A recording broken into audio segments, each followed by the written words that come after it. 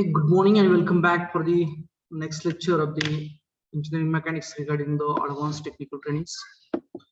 In the previous session, we have started for the numericals related to the equilibrium of the body. Those were asked in various examinations. And previously, in the previous to that lecture, we had seen all those basic part related to the equilibrium, what is meant by equilibrium, conditions of equilibrium, then Lami's theorem, conditions, then types of equilibrium, reactions, self-weight, reactions developed by different supports, types of supports, then free body diagram, etc., etc. After that, we had seen those examples. I think so. This example we had not taken into consideration. Okay, we'll go for this one and then we'll go for the next questions. So I'd like to go for the statement firstly. A 300 Newton box is held at rest on a smooth inclined plane by a force of P, making an angle of 45 degrees with respect to the incline as shown in the figure. The value of the force P is equal to. The condition is given to us that this is an inclined plane. एक inclined plane आहे. त्याच्यावरती 300 न्यूटनचा block ठेवलेला आहे. समजा एक लाकडी ठोकळा आहे, 300 न्यूटनचा त्याचं वेट आहे. आणि जो प्लेन आहे ज्याच्यावरती त्याला ठेवलेला आहे त्या प्लेनचा जो अँगल आहे तो अँगल हा 30 degree with respect to horizontal आहे. ओके, आणि तो ब्लॉक आता काय होणार आहे, जनरली जर का आपण याच्याकडे पाहिलं तर काय होणार आहे, ज्या वेळेस समजा हा सुरुवातीला सरफेस असा हॉरिझॉन्टल होता आणि त्याच्यावरती आपण लाकडी ठोकळा ठेवलेला होता, तो अजिबात हलणार नाही, बिलकुल हलणार नाहीये, कारण त्याचं जे वेट असणार आहे ते बाय ग्रॅव्हिटी डाऊनवर्ड ऍक्ट होणार आहे. त्याच्यामुळे action is equals to reaction होणार आणि तो ठोकळा खाली घसरणार नाहीये. पण आपण काय केलं, हळूहळू हा जो प्लेन आहे तो प्लेन वरती उचलायला सुरुवात केली, इन्क्लाइन करायला सुरुवात केली, टिल्ट केला तो हॉरिझॉन्टल बरोबर. तर आपण टिल्ट केला, टिल्ट केल्यानंतर काय व्हायला लागलं, तर तो जो ब्लॉक आहे लाकडी ठोकळा आहे तो याच्यावरती न थांबता हळूहळू काय व्हायला लागला, तर तो खाली घसरायला लागला. मग आपण काय केलं नंतर ना, आपण एक फोर्स पी लावला त्याच्यावरती, आपण त्याला टेकू लावलेला आहे, फोर्स लावलेला आहे. अशा पद्धतीने लावला की ज्या वेळेस त्या प्लेनचा अँगल हॉरिझॉन्टल बरोबर 30 डिग्री होता त्यावेळेस त्या फोर्स पी चा अँगल त्या प्लेन बरोबर, या इन्क्लाइन प्लेन बरोबर 45 डिग्री होता. इन्क्लाइन प्लेन बरोबर 45 डिग्री होता. तर त्यांनी विचारले काय आपल्याला, तर त्या कंडिशन मध्ये त्या लावलेल्या फोर्सने जर का तो ब्लॉक खाली घसरत नसेल, if the block is not sliding down the plane, then what should be magnitude of a force P? त्या force P चं magnitude काय असेल? This is the question they have asked over here. Question is that now how to go for त्या force P चं magnitude कसं काढायचं? System पूर्णपणे equilibrium मध्ये आहे, कारण फोर्स पी लावल्यामुळे काय झालंय, फोर्स पी लावल्यामुळे ऑब्जेक्ट हा खाली येत नाहीये. ऍक्च्युअली तो खाली यायला पाहिजे होता परंतु तो खाली येत नाहीये, तो आहे तिथंच थांबलेला आहे. जर का अशी कंडिशन असेल तर त्या फोर्स पी चं मॅग्निट्यूड काय असेल? This is the question which is asked to calculate. कसं करणार आहे मला? एनीवन, कोणाला सांगता येईल का? फोर्स पी चं मॅग्निट्यूड कसं काढता येईल आपल्याला?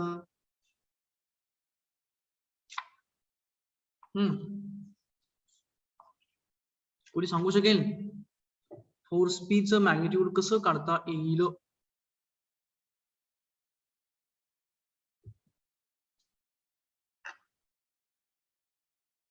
काय करावं लागेल आपल्याला फोर्स पी चं मॅग्निट्यूड काढण्यासाठी? सर्वांना क्वेश्चन समजलंय का काय आहे ते? You understood about the question? हा जो ब्लॉक आहे लाकडी ठोकळा आहे तो सुरुवातीला आपण असं अजून करतोय की तो सुरुवातीला असा हॉरिझॉन्टल प्लेन वरती होता, नंतर काय केलं आपण, तो जो प्लेन आहे तो प्लेन हळूहळू इन्क्लाइन केला. कंडिशन दाखवतो कशी असणार आहे. Just minute, I will go for that. I have the object here, so I would like to go for, I would like to start the video so that you will get an idea what I want to say over here. Okay, just a minute.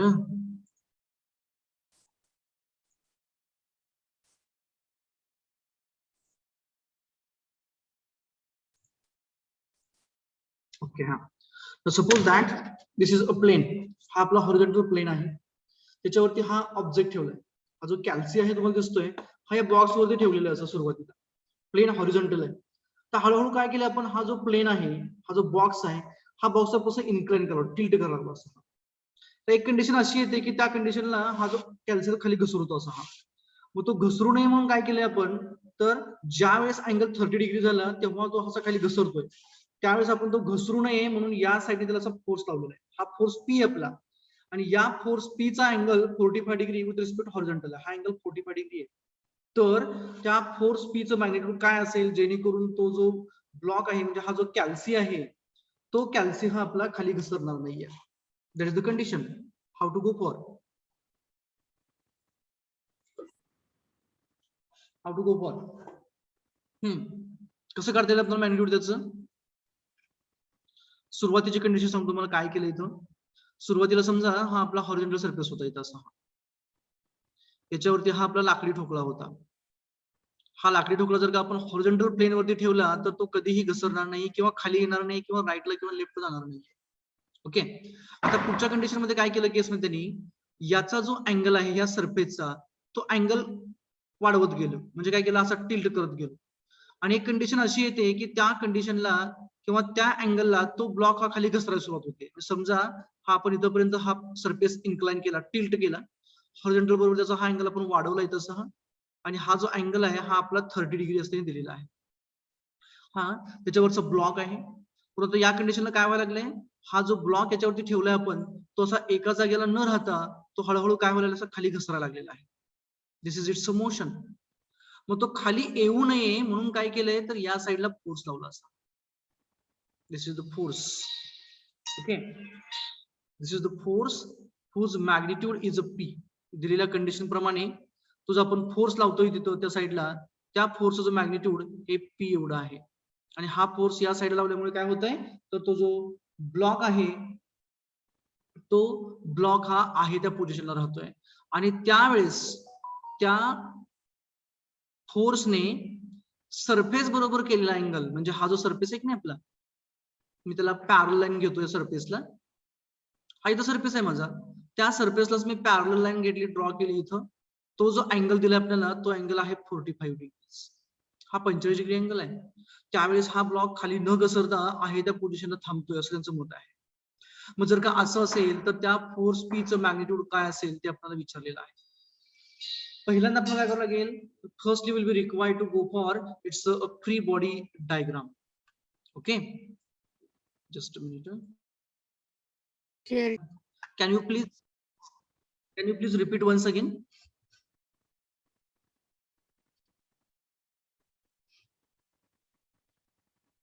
Someone has tried to have an answer. The box weight काढायचं. Okay, बॉक्सचं weight आपल्याला दिलेलं आहे 300 Newton एवढं दिलेलं आहे आपल्याला. Okay, then what, इथे आणि पी फोर्स रिझॉल्व करायचा, पी फोर्स रिझॉल्व केला. ओके, आणि इक्विलिब्रियमच्या कंडिशन अप्लाय करायच्या. ओके, म्हणजे पहिलं आपल्याला काय करावं लागेल, याची फ्री बॉडी डायग्राम काढावं लागेल. कोणाची, ब्लॉकची की सरफेसची? एफबीडी कोणाचं काढावं लागेल, ब्लॉकचं की या सरफेसचं? ब्लॉकचं. I would like to go for FBD firstly. Free body diagram of this block. Suppose that this is a block now which we have freed from surface. Me surface आपल्याला अज्युम करण्यासाठी, understand होण्यासाठी फक्त मी dotted line दाखवतोय. and the angle of this surface with respect to horizontal हा x axis आहे, याच्या बरोबरचा त्याचा angle आपल्याला 30 डिग्री एवढा दिलेला आहे. त्याला आपण फ्री केलेला आहे, बरोबर आहे का? नंतर काय करायचं, नेक्स्ट स्टेपला याच्या सेंटर मधनं डॉटेड एक्स आणि वाय ऍक्सिस काढायचे. So I like to go for generating the dotted X axis through its centre and similarly the dotted Y axis through its centre. त्याच्या सेंटर मधनं आपण डॉटेड एक्स आणि Y axis काढले. तर x आणि Y axis काढण्यामध्ये पाठीमागचा हेतू काय आहे, तर इथं मी काय करणार आहे, जो या ऑब्जेक्टचा लॉन्जिट्युडनल ऍक्सिस आहे, म्हणजे अलॉंग द लेंथ, त्याला आपण हा म्हणणार आहे. आपण त्याची लेंथ जी आहे, longest dimension of this block, त्याला आपण एक्स एक्स असं म्हणणार आहे. तो म्हणजे आपला कोणता असणार आहे, हा एक्स आपला एक्स असेल, व्हर्टिकल एक्स आपला वाय असेल. तर कॉन्टॅक्टिंग सरफेसला प्रॉपर्टी काय असते कॉन्टॅक्टिंग सरफेसची, तर तिथं नेहमी रिएक्शन येतो. आणि ते रिएक्शन कसं असतं, तर कॉन्टॅक्टिंग सरफेसला नॉर्मल म्हणजे परपेंडिक्युलर असतो. हा आपला कॉन्टॅक्टिंग सरफेस इन्क्लाइन आहे, त्याला रिएक्शन परपेंडिक्युलर म्हणजे रिएक्शन बरोबर अलॉंग द वाय ऍक्सिस असणार. So this will be the reaction and this will be its direction upward. Angle will be 90 degree. I would like to give it name as R. Now regarding the surface is a smooth, means there is a no question of the friction नाहीयेच इथं, surface हा smooth असल्यामुळे. Next कोण आहे तर force P आहे. आता force P ला मी इकडच्या कॉर्नरला घेण्याऐवजी सेंटरला घेतो इथं. Okay, I am considering that the force is now at a centre here somewhere else. This is the direction of the force P, okay, and its angle they had given us, that is a 45 degrees. This angle is a 45 degree. Okay, तर याच्या पुढे आपल्याला काय दिलेलं त्यांनी, त्याचं weight दिलेलं आहे ब्लॉकचं. तर वेटचे कॅरेक्टरिस्टिक काय असते तर ते नेहमी व्हर्टिकली डाऊनवर्ड असतं. व्हर्टिकली डाऊनवर्ड म्हणजे कसं असणार आहे, हे या टाइपने असणार आहे. The weight will act vertically downward. This will be its line of action. I would have to note it as W. It will be coming down like this. Okay, हा झाला आपला W. तर W चा जो angle आहे तो आपल्याला याच्या बरोबर काढायचा आहे, कारण याला आपण काय म्हटलं एक्स ऍक्सिस म्हटलं आणि हा याला पॅरलल आहे. हा 90 डिग्री, सॉरी हा 30 डिग्री दिलाय आपल्याला, हा असणार 90 डिग्री. म्हणजे हा अँगल किती असेल बघा होता, what will this angle, 60 degree. Yes, this will be the 60 degree.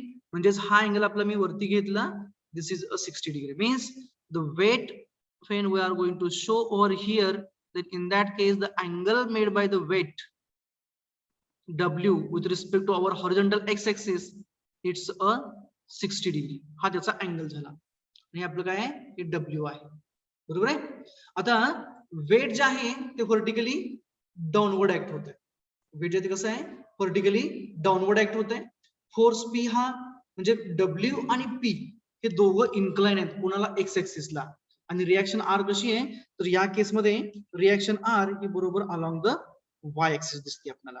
आपल्याला कॅल्क्युलेट काय करायचं आहे, आपल्याला पी कॅल्क्युलेट करायचं आहे. त्याने दिलेलं जे मॅग्निट्यूड आहे ते वेटचं मॅग्निट्यूड आहे आपल्याला 300 न्यूटन एवढं दिलेलं आहे आपल्याला. ओके, आता पुढच्या स्टेप मध्ये काय करूया आपल्याला, हे दोघं इन्क्लाइन आहेत म्हणजे यांना रिझॉल्व्ह करावं लागेल. So along the x axis म्हणजे हा आपला एक्स ऍक्सिस असेल. This will be x component of a W, and along the y-axis, this will be the y component of a W.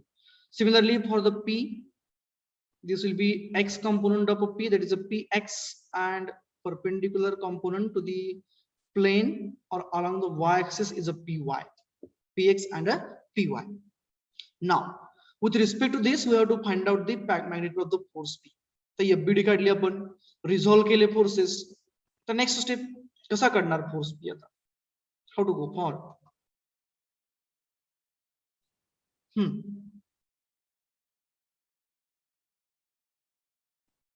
Force P Summation fx equal to 0 and summation fy equal to 0. म्हणजेच आपण काय केलं इथं, what we did here, conditions of Equilibrium. Equilibrium. So by conditions of equilibrium, by condition of equilibrium, तर या केस मध्ये coplanar concurrent force system आहे. R centre कडे येते, फोर्स पी सेंटर कडे घेतले आपण आणि हा इथं सेंटरला घेतलेला आहे. So will go for summation fx 0 and summation fy 0. Firstly, we'll go for summation fy. Consider summation of forces along the y-axis is equals to 0. Now tell me the summation. Which forces will be there? Side by side, you have to mark your attendance in a chat box. Tell me now. Summation fy. Which forces? Positive sign, negative sign?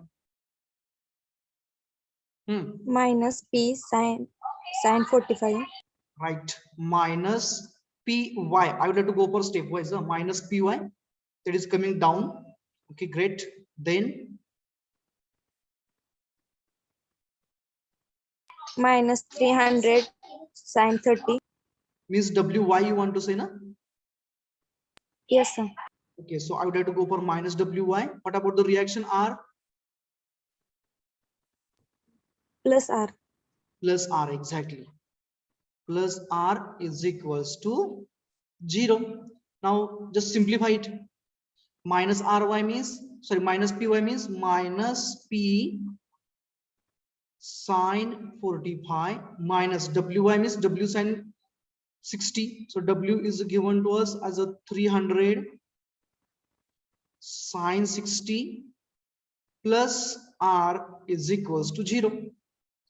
Then minus p sine of 45 plus r is equals to 300 sine 60 आपण इकडच्या साइडला घेऊया. Okay, sine 60 is a √3/2. बरोबर आहे का? So 300 into sine 60 we have to go for 300 sine 60. Is it 259.8? Is 300? Yes, sir. Okay, so I have to go for 200. Yes, sir. 259.8. 1 will be there, na? 8076 is there. So 81 I would like to consider. Give it as equation number 1. This is from summation F(y). Now go for summation Fx. Summation of forces along the x-axis is equals to 0. Now tell me summation Fx. Px Px minus Wx minus Wx. equals to 0. Why Px is positive and why Wx is negative? Px is towards right side and Right. Wx is towards left side. Exactly. So Px minus Wx is equals to 0. I would have to go for this side now. Therefore, Px means P cos of theta. Theta is a 45 degree minus Wx is a W cos theta. So W cos of theta is a 60 is equals to 0.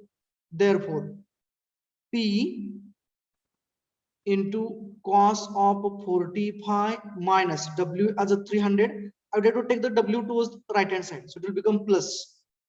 इकडं left side ला minus होतं, right side ला घेतलं की plus होऊन जाईल ते. So plus 300 cos of 60. Cos 60 is a half. So that is a P cos 45 is equals to how much it is now? 300 cos 60 means, is it 150? Yes, sir. Then go for the P. Directly we'll get the P here. So P is equals to 150 divided by cos of 45. Therefore, P is equals to 212.13. 200 12. 212.13 13. newtons. Now they asked to have an P. So just check the options now. Which option is appropriate here? Option D. So option D is a correct option. And if they have asked to calculate the reaction R, जर का आपल्याला reaction R विचारलेस तर काय करावं लागेल आपल्याला रे? P ची value equation 1 मध्ये पुट करून करावं लागेल. Okay, we will go for that. So equation 1 implies P ची व्हॅल्यू पुट अप करतोय आपण. P आहे 212.13. So 212.13, there is a minus, minus sine of 45 plus R is equals to 259.81.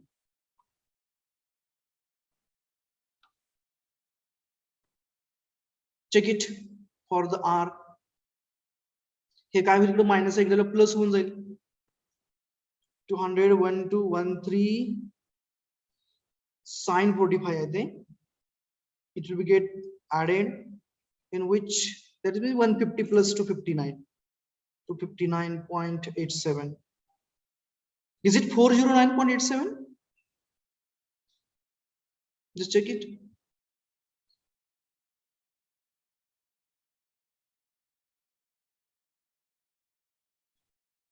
$409.8. 409.87 ना की 8 आहे फक्त? फक्त 8 newtons.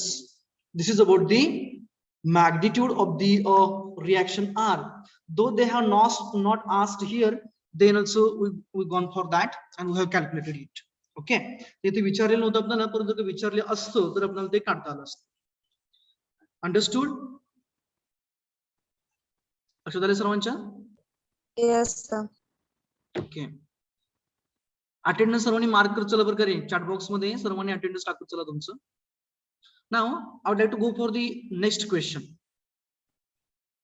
I think this one we have solved last time, no? Yes, sir. I think Yes, sir. this also we had solved. This one also we had solved. This one also we had solved last time. And we were here, na? This one we have discussed. Yeah, we have solved it. Solved, sir. Okay. Solved, sir. Then go for the next one. The figure below shows the three coplanar forces P, Q, and R acting at a point O. Okay, firstly go through the statement neatly. The figure below shows the three coplanar forces P, Q, and R acting at a point O. Means which type of force system is this?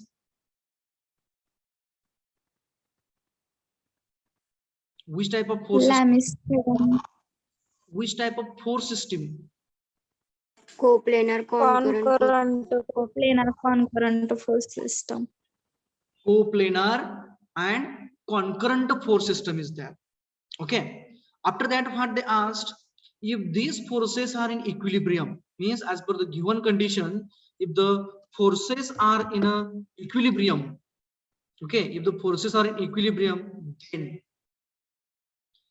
P, Q, R are coplanar concurrent forces. They are acting at a point O. Okay, then what would be the condition? Exactly, someone has tried to say the answer that by Lami's theorem. It means they had asked to have a Lami's theorem here, but for that purpose what they had given, the angles they had provided here. Angle between P and Q, this is the gamma between P and Q. Then between P and R is a beta, and between Q and R is alpha. Then as per the sine rule, what is the Lami's theorem here? B option. B Option B is alpha answer. Option B sin correct. R sin gamma. Option B is answer. Option B. Can somebody will tell me that how to take those ratio by applying Lami's theorem? कोणी सांगू शकेल का रे हा ratio कसा घ्यायचा असतो किंवा कसा ऍप्लिकेबल होतो लॅमिस थिअरमला ते?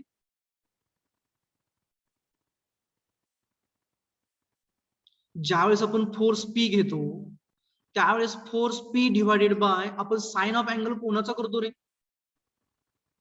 Q and R च्या मधील angle. म्हणजे जे दोघं शिल्लक राहिले, म्हणजे मी पी फोर्स घेतला, शिल्लक कोण राहिलं? क्यू आणि आर राहिले. मग लॅमिस थिअरम प्रमाणे काय राहतं, if you are considering one of the force, then it is proportional to the sine of angle between remaining two forces. म्हणजे जो फोर्स आपण घेतो तो फोर्स हा शिल्लक दोन राहिलेल्या फोर्सेसच्या साइन ऑफ द अँगलला प्रपोर्शन असतो. म्हणजे साइन ऑफ अँगल अल्फा म्हणजे काय ना ते P by sine alpha is equals to, समजा मी नेक्स्ट फोर्स घेतो तर आर घेतला मी, समजा तर आर घेतल्यानंतर शिल्लक कोण राहिलं रे? P and Q. पी आणि क्यू शिल्लक राहिले. म्हणजे आर डिवाइडेड बाय काय येणार तर sine of angle between P and Q. तो अँगल कोण आहे मग? अल्फा आहे की बीटा आहे की गॅमा आहे? Gamma. Gamma.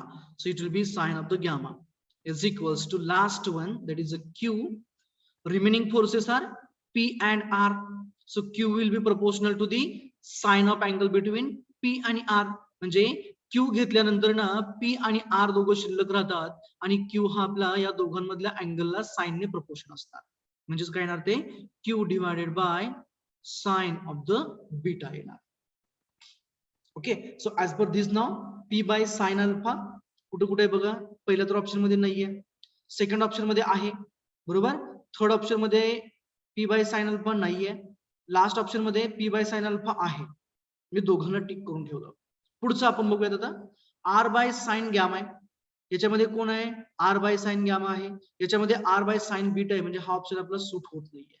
म्हणजे दोघं बरोबर आले. तिसरा ऑप्शन सॉरी तिसरी जी पेअर आहे, third pair, it is absolutely a Q by sine beta. म्हणजे क्यू बाय साइन बीटा इथं आहे. म्हणजे आपला करेक्ट ऑप्शन कोण असेल? करेक्ट ऑप्शन हा ऑप्शन बी असेल या ठिकाणी. Okay, now we'll go for the next one. Please go through this. Heavy ladder. Ladder म्हणजे शिडी आहे. हेवी म्हणजे ती वजनाने जड आहे. A heavy ladder resting on a floor and against a vertical wall. म्हणजे कुठे ठेवली ती रेस्ट करते, थांबलेली आहे. कुठं? Resting on a floor and against a wall. Floor म्हणजे खालचा सरफेस आपला, जमीन असेल किंवा फरशी टाकलेली काय असेल ते असेल मटेरियल तिथं. एक एंड त्या शिडीचं त्या जमिनीवरती ग्राउंड वरती आहे आणि दुसरं जे एंड आहे, टोक आहे, ते कुठं आहे? तर ते वॉल वरती आहे. I will have to go for the sketch here. Suppose that this is a floor. हा सरफेस आहे, जमिनीचा सरफेस आहे इथला असा हा. आणि दिस इज अ वॉल. ही वॉल आहे आणि याच्यावरती काय केलं आपण? अशी लॅडर ठेवलेली आहे, शिडी आहे. ओके, मी तिचा साइड व्ह्यू घेतोय तिचा शिडीचा. ही शिडी आहे अशी. तिने काय सांगितलं आपल्याला? ही वॉल आहे व्हर्टिकल.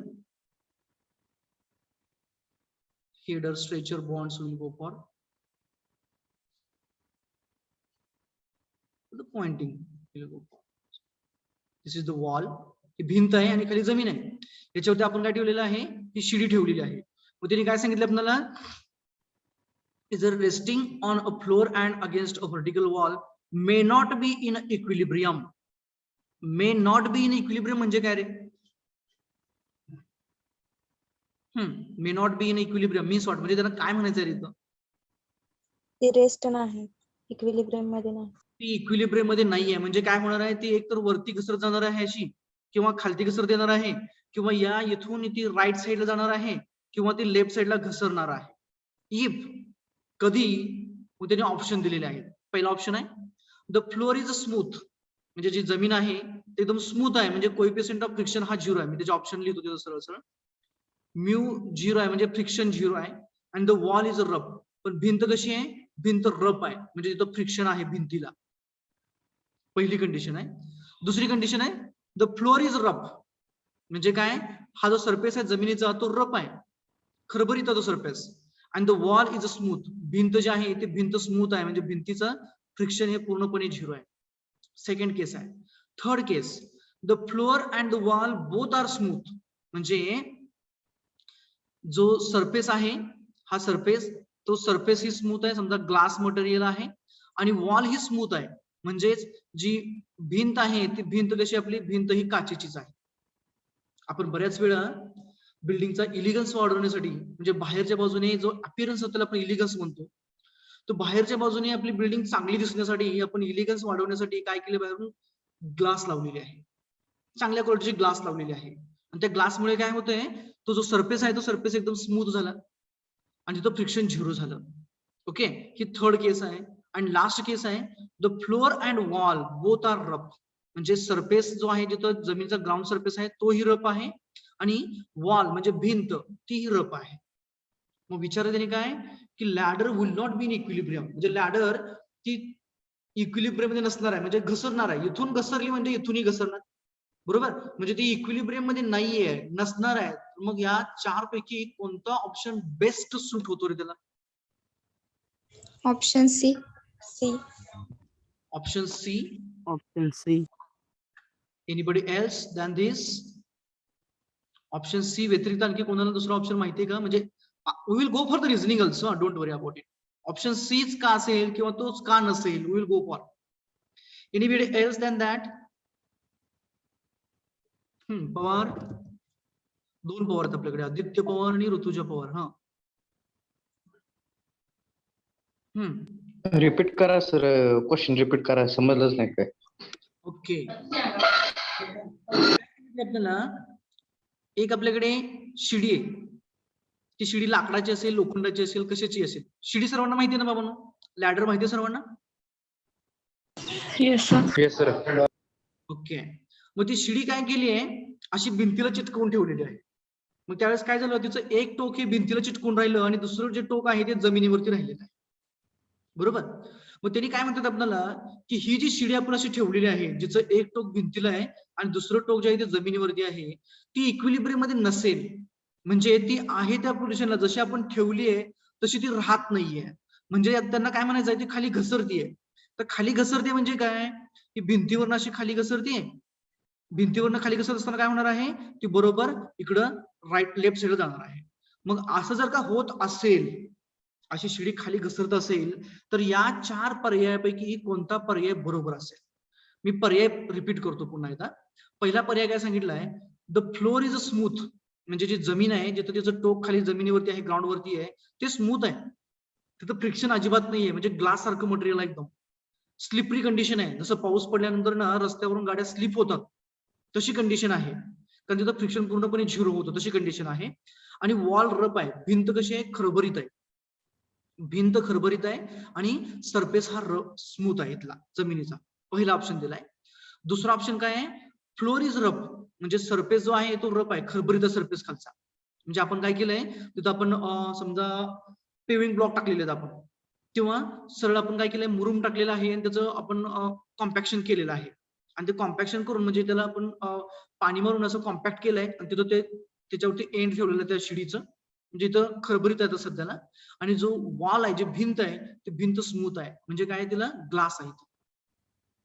तिसरा ऑप्शन काय सांगतंय, floor and wall both are smooth, म्हणजे सरफेस जो आहे इथं ग्लास आहे असं समजूया आपण, स्लिपरी कंडिशन आहे, पूर्णपणे घसरून जाणारी कंडिशन आहे, आणि भिंत जी आहे ती बी स्मूथ आहे, म्हणजे तिथेही घसरणारी कंडिशन आहे.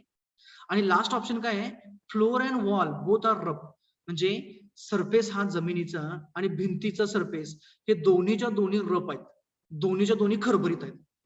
मग दोघं जर का खरबरीत असतील तर शिडी इथून खाली घसरेल का रे सहजासहजी? घसरणार नाहीये, बरोबर.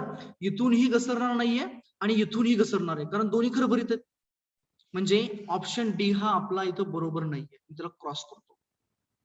तर पहिल्यापासून मी खाली सिक्वेन्स येतो. पहिला ऑप्शन काय म्हणतोय, फ्लोर स्मूथ आहे आपला, म्हणजे इथं शिडी थांबणार नाही, शिडी लगेच घसरणार आहे. मी ए ऑप्शनला जातोय, इथं घसरणार कारण स्मूथ आहे, लगेच घसरणार. परंतु वॉल रफ आहे, भिंत खरबरीत आहे. जर का भिंत खरबरीत असेल तर सहजासहजी ती शिडी खाली घसरेल का येतात? नाही सर. घसरणार नाहीये, म्हणजे तिचं इक्विलिब्रियम मेंटेन होणार, म्हणजेच ऑप्शन ए हा पुन्हा एकदा सूट होत नाहीये. आता ऑप्शन बी बघा, floor is rough, ground surface जिथं रेस्ट आहे तो रफ आहे, खरबरीत आहे. अँड वॉल इज स्मूथ, म्हणजे इथनं शिडी घसरत नाही. आता ऑप्शन मी बी ला जातो. इथं बी ऑप्शनला शिडी इथून घसरू शकत नाहीये, परंतु इथून घसरते खाली.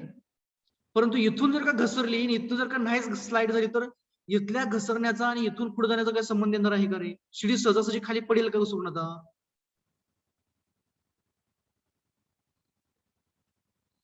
शिडी इथून घसरू शकते, परंतु इथून अजिबात हलणार नाही, रफ सरफेस आहे, सहजासहजी हलणार नाहीये. मग त्या केसमध्ये सुद्धा आहे त्या पोझिशनला जशी आपण शिडी उभा केलेली आहे तशीच ती उभा राहणार. म्हणजेच काय होणार, तर पुन्हा एकदा शिडी तिचं इक्विलिब्रियम कंडिशन मेंटेन करणार. म्हणजेच ऑप्शन बी पुन्हा एकदा काय झाला, आपला चुकीचा झाला. ऑप्शन सी जर का आपण बघितलं काय सांगतो, floor and wall both are smooth, म्हणजे जो फ्लोर आहे ज्याच्यावरती सरफेस आपला ज्याच्यावरती आपली शिडी ठेवलेली आहे, फ्लोअर, तो स्मूथ आहे. त्याचबरोबर जी वॉल आहे ती वॉल सुद्धा स्मूथ आहे, म्हणजे दोन्ही ठिकाणी फ्रिक्शन नाही, दोन्ही ठिकाणी स्लाइड होणार. म्हणजे शिडी काय होणार, सहजासहजी इथूनही खाली येणार आणि इथूनही इकडे जाणार अशी. म्हणजे काय होणार, द शिडी will not be in a equilibrium, म्हणजे शिडी आपली इक्विलिब्रियम मध्ये राहणार नाहीये. म्हणजेच काय, तर ऑप्शन सी हा आपला इथला अप्रोप्रिएट ऑप्शन असेल दिलेल्या 4 ऑप्शन पैकी. आलं लक्षात? Okay, can I go for next one?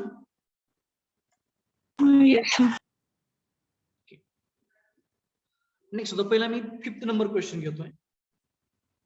Here the 5th one, the equilibrium signifies the condition where resultant of a force system is. Question समजून घ्या अगोदर.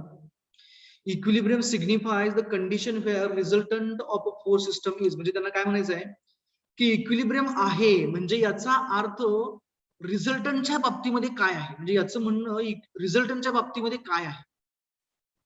एखादी फोर्स 0.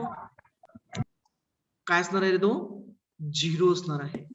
तेव्हाच काय होणार डिस्प्लेसमेंट होणार नाहीये. म्हणजे काय समजा एक ऑब्जेक्ट आहे असा हा आणि याच्यावरती वेगवेगळे फोर्सेस ऍक्ट होत आहेत. F1 असेल, F2 असेल, F3 असेल, F4 आहे. हे 2 पेक्षा जास्त फोर्सेस आहेत, एकापेक्षा जास्त आहे म्हणजे फोर्स सिस्टीम ऍक्ट झाली. ही फोर्स सिस्टीम ज्या वेळेस ह्या ऑब्जेक्ट वरती ऍक्ट होतीये त्यावेळेस ती इक्विलिब्रियम मध्ये आहे. म्हणजे हा ऑब्जेक्ट हलत नाही अजिबात. नो स्लाइडिंग, नो डिस्प्लेसमेंट अशी कंडिशन आहे. मग अशी जर का कंडिशन असेल तर रिझल्टंट फोर्स काय असेल असं त्यांना म्हणायचं. जर का रिझल्टंट पॉझिटिव्ह असेल तर ही सिस्टीम जी आहे त्या सिस्टीम याच्यावरती ही फोर्सेस वेगवेगळे ऍक्ट होत असताना ही बॉडी डिस्प्लेस होईल का नाही होईल रे? होणार. बरोबर. समजा पॉझिटिव्ह रिझल्टंट असताना आपण असं अजून करूया की राईट साईडला जाते. रिझल्टंट आर पॉझिटिव्ह असताना डिस्प्लेसमेंट बॉडीचं राईट साईडला आहे. जर का निगेटिव्ह असेल तर याचा अर्थ काय झाला तर रिझल्टंट आर हा आपला या साईडला ऍक्ट होतो लेफ्ट साईडला आणि बॉडी आपली लेफ्ट साईडला डिस्प्लेस होतीये. म्हणजेच ऑप्शन ए आणि बी या दोन रिझल्टंट हिअर. ओके हा म्हणजे या केसमध्ये जर का रिझल्टंट हा आर हा आपण पॉझिटिव्ह असं अज्युम केलं तर तो काय करणार आहे तर तो त्या ऑब्जेक्टला राईट साईडला खेचणार आहे.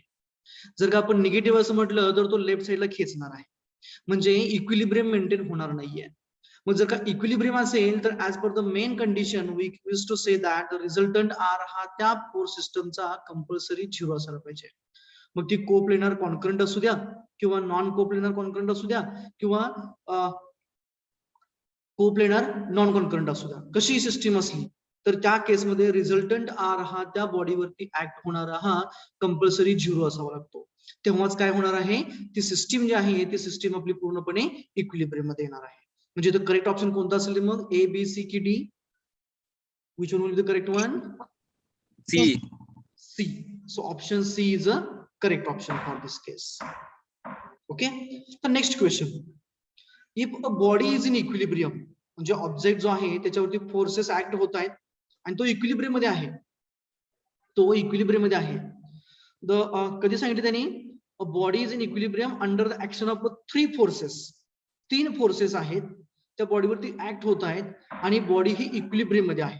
तर द 3 फोर्सेस मस्ट बी, ते 3 फोर्सेस कशी असायला पाहिजे आहेत.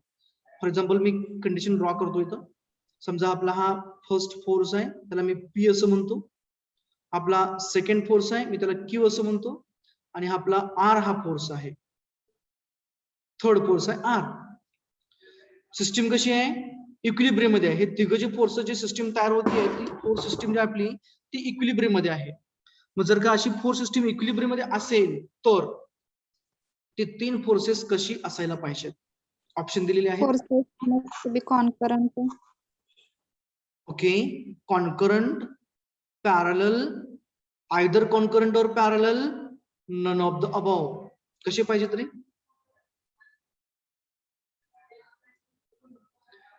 कोणतं बेस्ट सूट होईल?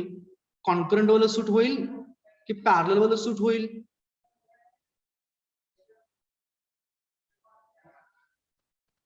Concurrent. कॉन्करंट होईल. पॅरलल का होणार नाही रे?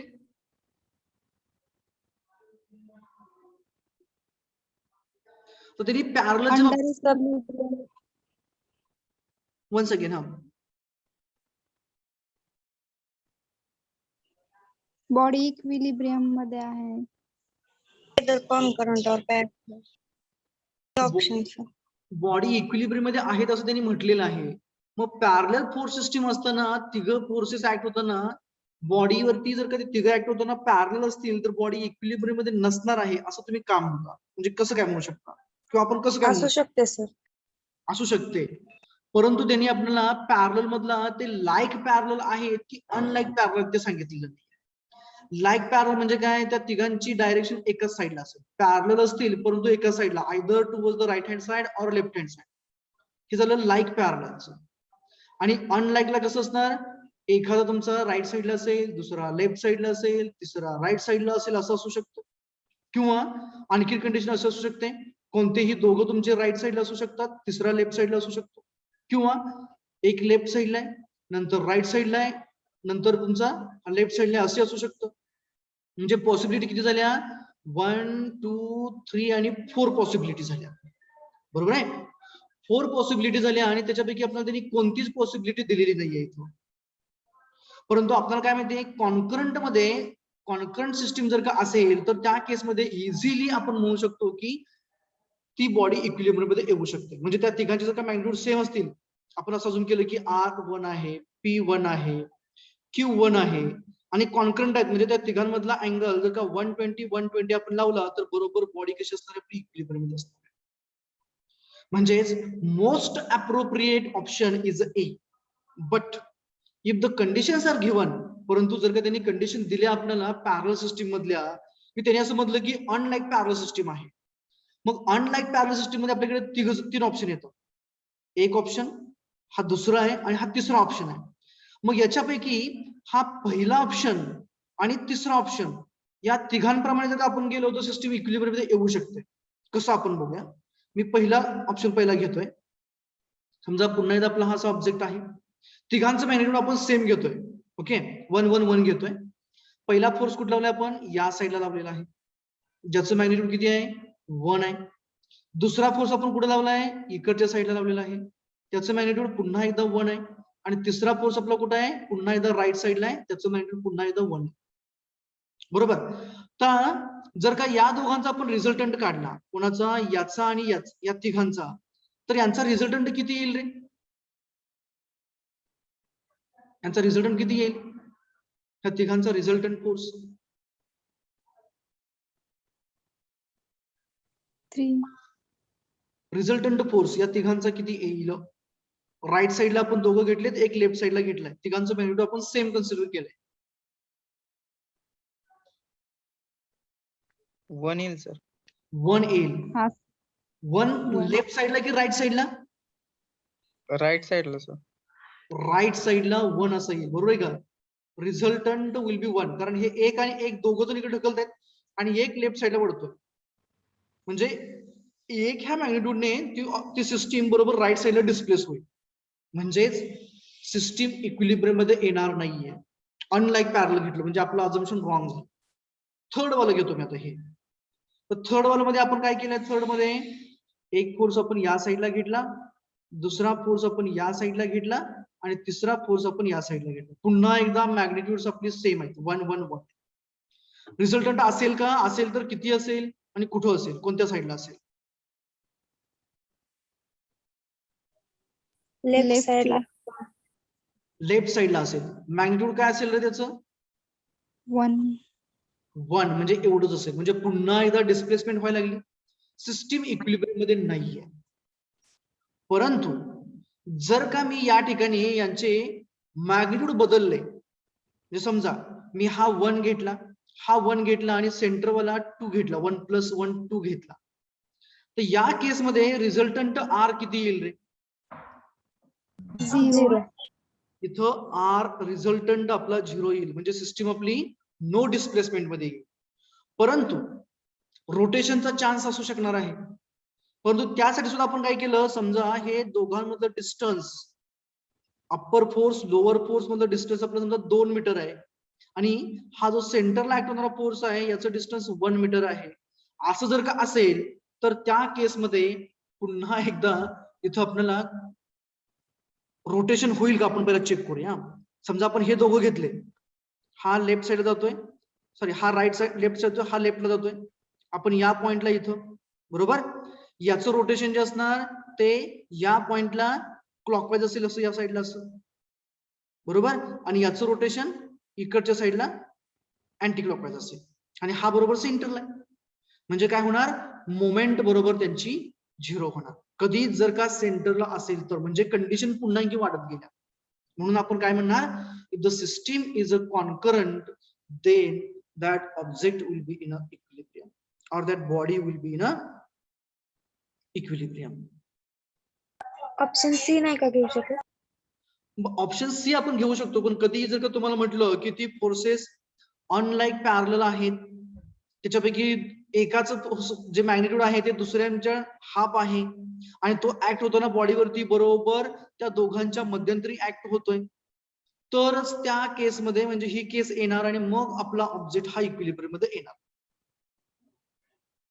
ओके, म्हणजे कॉम्प्लिकेशन वाढत जातात याच्यामध्ये. आणखीन आपल्याला अलाइड कंडिशन त्याच्या हव्या आहेत तिथं, तरच आपण म्हणणार की तो इक्विलिब्रियम मध्ये असेल. परंतु प्रथमदर्शनी जर का आपण बघितलं तर त्या केसमध्ये आपल्याला काय दिसणार, सिस्टीम जर का कॉन्करंट असेल तर कंपल्सरी ऑब्जेक्ट हा आपला इक्विलिब्रियम मध्ये असेल. Okay,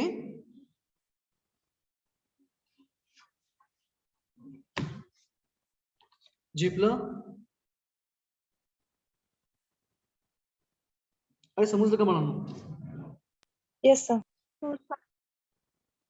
Okay, now we'll go for the next one. Ha. Force P of 50 Newton. This is a P. Answer दिलेला आहे, मेन्शन केलंय. लेट इट बी, काय हरकत नाही. तरी आपण सॉल्व्ह करूया त्याला. A force P of 50 Newton and another force Q of unknown magnitude. P चं मॅग्निट्यूड दिलेलं आहे 50 न्यूटन आहे. Q चं मॅग्निट्यूड आपल्याला काढायचं आहे. Okay, act at 90 degree. ते दोघं जे ज्या वेळेस या बॉडीवरती ऍक्ट होतात, पार्टिकलवरती ऍक्ट होत आहेत, त्यावेळेस त्या दोघांमधला अँगल 90 डिग्री आहे. म्हणजे एक जण एक्स ऍक्सिसला असेल, दुसरा हा वाय ऍक्सिसला असेल. डायग्राम तर दाखवलेली आपण. To each other they are balanced by a force of 130 newton. त्या दोघांना काय केलंय, बॅलन्स केलंय. म्हणजेच या दोघांमुळे जी काही बॉडीची डिस्प्लेसमेंट होणार होती ती पूर्णपणे काय केली, थांबवलेली आहे. बॅलन्स केलाय म्हणजे सिस्टीम इक्विलिब्रियमला आणलेली आहे. कशाने? By a force of 130 newton. एका 130 न्यूटन या फोर्सने ती सिस्टीम इक्विलिब्रियमला आणलेली आहे.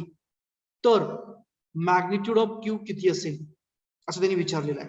म्हणजे काय की समजा पुन्हा एकदा आपण असं अजून करूया की एक ऑब्जेक्ट असा, दिस इज ऑब्जेक्ट, याच्यावरती दोन फोर्सेस ऍक्ट होतात पी आणि क्यू. त्याच्या दोघांमधला अँगल आहे 90 डिग्री. म्हणजे आपण एकाला घेऊया एक्स ऍक्सिसला, दुसऱ्याला घेऊयात वाय ऍक्सिसला. तर जसं सोल्युशन दिलं त्या पद्धतीने जातो इथं. Suppose that this is a P of a magnitude 50 Newton and this is a Q which is unknown. या दोघांमधला अँगल 90 डिग्री आहे. आणि या दोघांमुळे काय होणार आहे, आता एक फोर्स वरतीला ऍक्ट होतोय, दुसरा फोर्स राईट साईडला होतोय. म्हणजे ह्या ऑब्जेक्टचं डिस्प्लेसमेंट हे व्हर्टिकली अपवर्ड ही होणार आणि हॉरिझॉन्टली राईट साईडला होणार. म्हणजे थोड्या वेळाने आपल्याला ऑब्जेक्ट हा आपला इथं कुठेतरी दिसेल असा. म्हणजे वाय डायरेक्शनला डिस्प्लेस झाला, एक्स डायरेक्शनला डिस्प्लेस झाला, असा डिस्प्लेस झाला. म्हणजेच याचा अर्थ काय, तर या दोघांमधला रिझल्टंट हा आपला फर्स्ट क्वाड्रंट मध्ये असेल. इकडं कुठेतरी देऊ त्या दोघांचा रिझल्टंट आर हा असेल. बरोबर. तर जर का या दोघांमधला रिझल्टंट आर हा या साईडला असेल आणि या सिस्टीमला बॅलन्स केलंय, म्हणजेच या रिझल्टंट आर एवढा फोर्स त्या बॉडीवरती त्या रिझल्टंटच्याच लाईन ऑफ ऍक्शन वरती परंतु अपोजिट डायरेक्शनला लावला, म्हणजेच हा झाला आपला इक्विलिब्रंट फोर्स. हा इक्विलिब्रंट फोर्स लावल्यामुळे काय झालं, तर सिस्टीम पुन्हा एकदा आहे त्या ठिकाणी थांबली. पी आणि क्यू ला बॅलन्स केलं कुणी, यू ने, ई ने. आणि त्या ईचं जे मॅग्निट्यूड आहे ते 130 न्यूटन आहे. याचं मॅग्निट्यूड 130 न्यूटन दिलेलं आहे आपल्याला. तर आपल्याला पुढे जर माहिती की इक्विलिब्रंट फोर्स जो असतो तो नेहमी रिझल्टंट फोर्स एवढाच असतो. इक्विलिब्रंट फोर्स असतो तो नेहमी कसा असतो, तर इक्विलिब्रंट फोर्स एवढाच असतो आणि तो रिझल्टंट फोर्सच्या लाईन ऑफ ऍक्शन वरतीच परंतु त्याच्या अपोजिट डायरेक्शनला ऍक्ट होतो.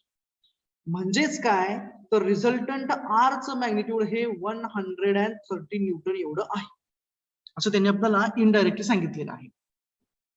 मग जर का अशी कंडिशन असेल तर फोर्स निगेटिव्ह असणार ना, अपोजिट डायरेक्शन. हा बरोबर आहे, निगेटिव्ह असणार, राईट. डायरेक्शन अपोजिट आहे म्हणजे निगेटिव्ह असणार, परंतु त्याचं मॅग्निट्यूड बरोबर आर एवढंच असणार.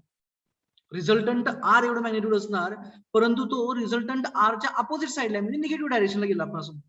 परंतु आपण ज्यावेळेस आर काढतो त्यावेळेस आपण स्क्वेअर केलेलं असतं, बरोबर आहे का. स्क्वेअर केल्यामुळे काय होतं, मायनस साइन जरी आपण घेतलं तर ते काय होणार आहे, ते प्लस होणार आहे, पॉझिटिव्ह होणार आहे. त्याच्यामुळे डझंट मॅटर अबाउट दॅट. मग त्या केसमध्ये जर का ह्या 130 न्यूटन ह्या फोर्सने या साईडला लावल्यानंतर ना ही सिस्टीम इक्विलिब्रियम मध्ये येत असेल तर हा क्यू हा फोर्स किती असेल असं त्यांनी विचारलेलं आहे. मी आणखी एक प्रॅक्टिकल एक्झाम्पल घेतो याला. समजा एक अशी बंद पडलेली व्हेइकल आहे, ओके, इथं कुठेतरी रस्त्यावरती आहे अशी व्हेकल असं आपण अझूम करूया. या व्हेकलला काय केलंय, ओढलं गेलंय. कशाने, या साईडला एक ट्रॅक्टर लावलाय समजा आपण असं, किंवा एखादं मशीन आहे. ओके, त्याने या साईडला ओढलंय. पी ह्या फोर्सने, ज्याचं मॅग्निट्यूड आहे 50 न्यूटन, आणि दुसरा जो फोर्स आहे तो बरोबर याला परपेंडिक्युलर लावलेला आहे या साईडला, तो क्यू एवढा आहे. तर याच्यामुळे काय होईल, तर ही जी व्हेकल आहे ती सरळ जाणार नाही, या रस्त्याने जाणार नाहीये. समजा हा रोड आहे आपला, हा दिस इज अवर रोडवे, आणि बरोबर रोडच्या सेंटरला गाडी बंद पडलेली आहे. तर मग ओढताना काय केलं, एक जी मशीन आहे ती मशीन बरोबर आपण सरळ या डायरेक्शन, रोडच्या डायरेक्शन लावली, दुसरी बरोबर 90 डिग्री लावली. त्याच्यामुळे या व्हेकलचं डिस्प्लेसमेंट कसं होईल, असं पुढे जाणार नाही पीच्या डायरेक्शनला किंवा क्यूच्या डायरेक्शन जाणार नाही. मग कसं होईल, हे व्हेकल आपलं रस्त्याच्या साईडला इकडे ओढलं जाईल, इकडे खेचलं जाईल. मग तसं न होऊ देण्यासाठी काय केलं गेलं, तर त्याने आणखीन एक फोर्स लावला, आणखीन एक फोर्स लावला, आणि तिथे जे डिस्प्लेसमेंट होत होतं या साईडला ते थांबवलं. आता या साईडला कोणाला डिस्प्लेसमेंट थांबवायचं असेल तर बरोबर आपल्याला इकडच्या डायरेक्शनला जो फोर्स होतोय, नेट रिझल्टंट असणार आहे, त्याच्या अपोजिट फोर्स लावावा लागेल. म्हणजे त्यांनी काय केलं, या डायरेक्शनला हा आपला 130 न्यूटनचा फोर्स लावला. त्याच्यामुळे काय झालं, ही जी व्हेकल होती, जी कार होती, ती या डायरेक्शनला डिस्प्लेस होत होती, घसरत जात होती, ओढली जात होती, ती आता ओढली जात नाहीये. तर या क्यूचं मॅग्निट्यूड काय असेल असं त्यांनी विचारलं आपल्याला. हा झाला प्रश्न.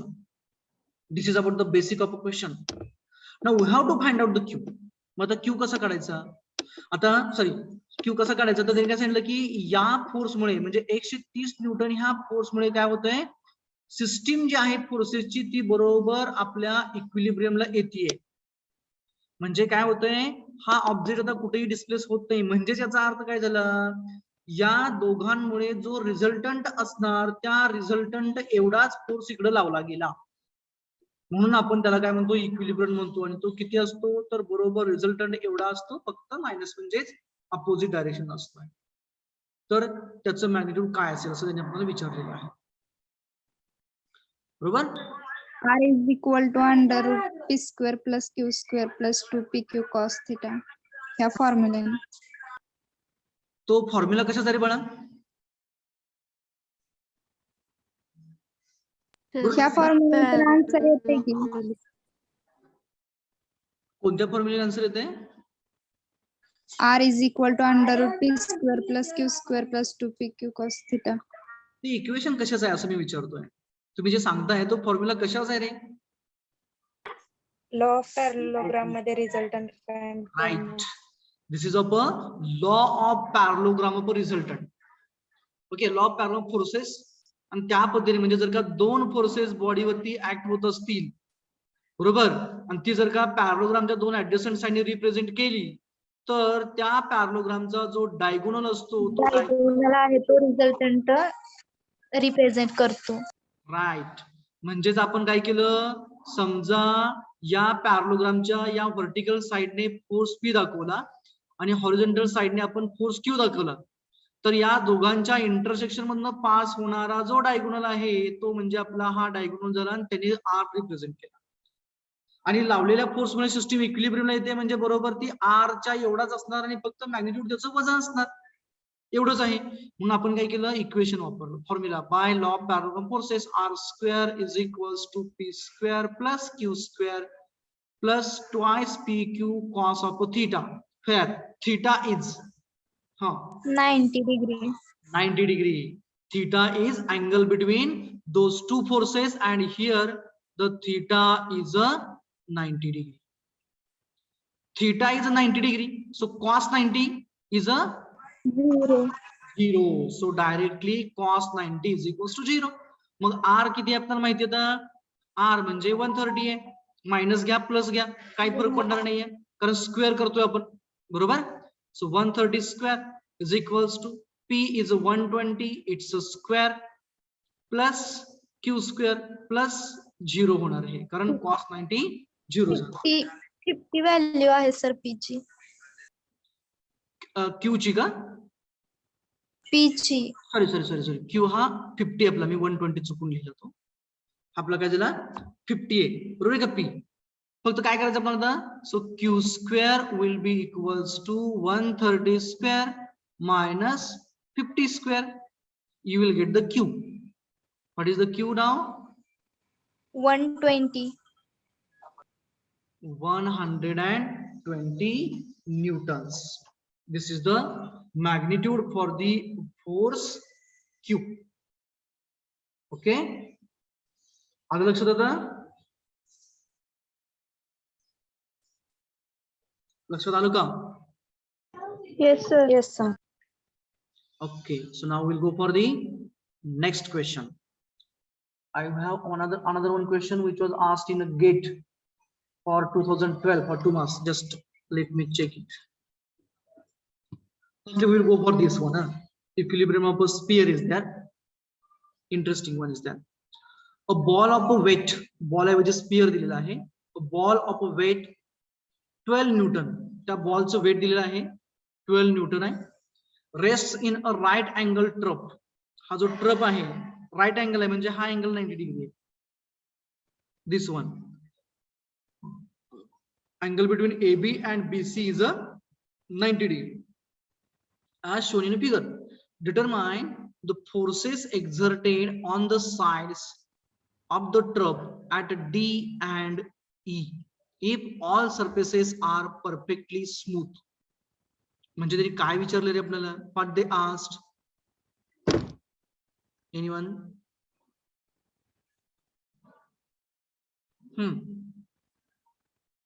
Reaction. रिएक्शन्स आपण त्यांनी विचारलेले आहेत. कुठं कुठं? पॉइंट डी आणि पॉइंट ई ला. सो पॉइंट डी कुठं आहे? हा आर डी म्हणतायत ते, म्हणजे हा आपला झाला पॉइंट डी आणि आर ई म्हणजे हा झाला पॉइंट आपला ई. म्हणजे ई आणि डी च्या ठिकाणी काय होणार आहे? तर हा स्पियर ज्यावेळेस या ट्रक वरती रेस्ट करेल त्यावेळेस तो काय करणार? डी च्या ठिकाणी आणि ई च्या ठिकाणी लोड लावणार, त्याचा फोर्स लागणार. बरोबर. आणि ते फोर्स लागल्यामुळे काय होणार आहे? तर या ट्रक वरती लोड येणार, म्हणजे एबी आणि बीसी वरती लोड येणार आणि त्या येणाऱ्या फोर्सला बॅलन्स करण्यासाठी, म्हणजे तो ऍक्टिव्ह फोर्स झाला स्पियरने दिलेला, त्याला बॅलन्स करण्यासाठी जॉईंट डी च्या ठिकाणी प्लेन एबी हा रिएक्शन देणार आणि जॉईंट ई च्या ठिकाणी प्लेन बीसी हा रिएक्शन देणार. आणि रिएक्शन कशी असते? नेहमी ऍक्शनच्या अपोजिट, म्हणजे कशी असणार? व्हर्टिकली अपवर्ड असणार. This will be the direction and they will be perpendicular to this plane. जो कॉन्टॅक्टिंग सरफेस जो असणार त्या कॉन्टॅक्टिंग सरफेसला परपेंडिक्युलर असणार. ओके, तर कशा करता येईल रे मग? FBD काढावं लागेल आधी बॉलचं. आपल्याला बॉलचं एफबीडी काढावं लागेल. बरोबर. कसं काढायचं मग FBD? How to proceed? Surface पासून सेपरेट करायचं.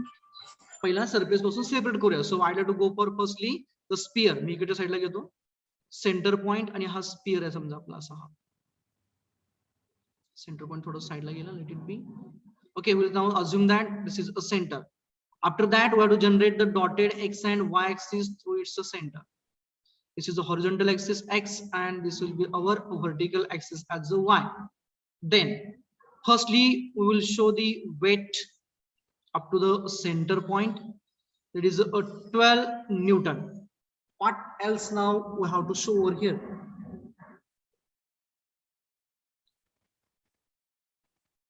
आपण फ्री बॉडी डायग्राम काढतोय. सरफेस पासून परपेंडिक्युलर रिएक्शन दाखवायचा. राईट. जिथं ज्या ज्या ठिकाणी कॉन्टॅक्ट आहे तिथे तिथं रिएक्शन्स. मग डी ची रिएक्शन आपण कोणत्या क्वाड्रंट मध्ये येईल आपली? डी ही आरडी ची थर्ड क्वाड्रंट मध्ये. थर्ड मध्ये येईल. त्यासाठी काय करायचं? जर का लक्षात येईना तर इथं डॉटेड लाईन जनरेट करायच्या अशा. First quadrant, second quadrant, third quadrant, fourth quadrant. So third quadrant मधली रिएक्शन मी तो दाखवून देतो. Inside the sphere dotted, outside the sphere continuous one. This is RD. Similarly, in the fourth quadrant, we have the reaction RE. Now, what is the angle of RD and RE with respect to the horizontal, that is x-axis? We are interested in this angle. किती असेल रे? RE चा पहिला घेऊयात आपण. Angle कसा काढायचा माहितीये ना? कसा काढायचा अँगल? 30 डिग्री. कसा काढायचा? पहिलं काय करायचं? जो लोअर ट्रायंगल जो तयार होतो कशामुळे, त्या रिएक्शनच्या लाईन ऑफ ऍक्शन मुळे, कॉन्टॅक्टिंग सरफेस आणि हॉरिझॉन्टल, तो पहिला लोअर ट्रायंगल क्लोज करायचा. हा मी लोअर ट्रायंगल क्लोज केला. इथून एक कॉर्नर, दुसरा कॉर्नर आणि तिसरा कॉर्नर. इथला अँगल 60 डिग्री आहे, इथला माहिती आहे 90 डिग्री आहे. हा अँगल म्हणजेच या रिएक्शनने केलेला एक्स बरोबरचा अँगल. तोच कुठं दिसतो पुढे आपल्याला, तो आपल्याला इथं दिसतो थीटा म्हणून. मग किती असेल रे? हा 60, हा 90 आहे, म्हणजे हा किती असेल? 30. 30 डिग्री. 30 डिग्री. ओके, सो त्याला मी इथं पुढे घेतो 30 डिग्री. सिमिलरली या ट्रायंगलला, लोअर ट्रायंगलला, हा 30 आहे, हा 90 आहे, आपल्याला पाहिजे हा वाला 60 degree. 60 degrees exactly. We have to find out RD and RE. Sphere खाली येतोय का रे? हा लोड लावल्यामुळे, त्याच्या वजनामुळे खाली येतोय का, असं सांगितलंय का आपल्याला त्यांनी?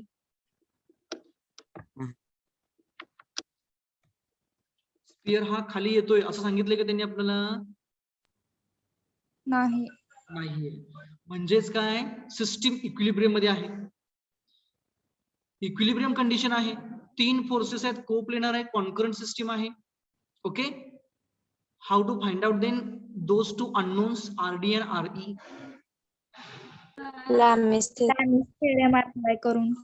Either Lami's theorem or conditions of equilibrium. काय करायचं सांगा, लॅमिस वापरायचा की कंडिशन्स ऑफ इक्विलिब्रियम घ्यायच्या? Lamis theorem. लॅमिस वापर. ओके, लॅमिस थिअरम जर का वापरायचं असेल तर पहिला आपल्याला काय करावं लागेल, प्रत्येक फोर्स मधला, ऍडजसंट फोर्सेस मधला आपल्याला अँगल काढावा लागेल. मी काय करतो, पहिल्याची लाईन डायग्राम जनरेट करतो इथं. Dotted x axis, dotted Y axis. This force is of a magnitude 12 Newton. This one is our reaction RE, and this one is our reaction RD. आपल्याला हे अँगल पाहिजे between 120 and RE. First we will go for किती असेल रे? 120 आणि RE. 120 आणि इथपर्यंत हा 90 degree आहे, हा 30 डिग्री आहे, म्हणजे हा टोटल किती होईल रे? 120. 120 degrees. So this is our 120 degree. Then next one I would like to go for. This is RE and RD. हा अँगल पाहिजे आपल्याला. किती असेल? 90 डिग्री. 90 डिग्री. बरोबर. कसा काढला रे मुलांनो? अगदी बरोबर आहे. 60 + 30. पण 60 हा इकडच्या साईडचा आहे, 30 हा या साईडचा आहे. आपल्याला हा अँगल पाहिजे, या दोघांच्या मधला अँगल पाहिजे आपल्याला. तिथं 90 डिग्री तयार होतोय, मग 30 आहे तर राहिलेला 60 आणि इकडे 60 डिग्री तयार होतोय, राहिलेला 30. Great. टोटली 90. राईट. हा 30 डिग्री आहे, म्हणजे राहिलेला हा 60 डिग्री झाला. इकडे 60 डिग्री आहे, म्हणजे हा राहिलेला 30 डिग्री झाला. एक पर्याय झाला, 90 डिग्री मिळवणं. दुसरा काय आहे, टोटल अँगल आपला 180 आहे, त्याच्यामधनं 30 आणि 60 वजा केले, 90 गेले, किती शिल्लक राहिला? 90 डिग्री राहिला. 90 degree. And lastly, between RD and 12, 150. 150. हा 90 डिग्री आहे, x एक्सिस बरोबर. हा 60 आहे, 90 आणि 60 150 degree. Now firstly tell me here Lamis theorem.